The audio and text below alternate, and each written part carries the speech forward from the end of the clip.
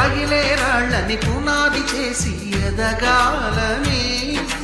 తరిమే వాళ్ళని హితులుగా తలచి ముందుకెళ్ళాలని,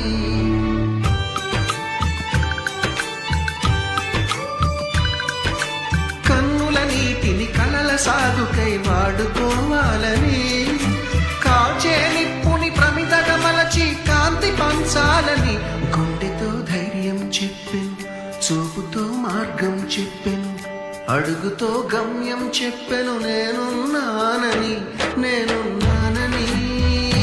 నీకేం కాదని, నిన్నటి రాతని మార్చేస్తానని.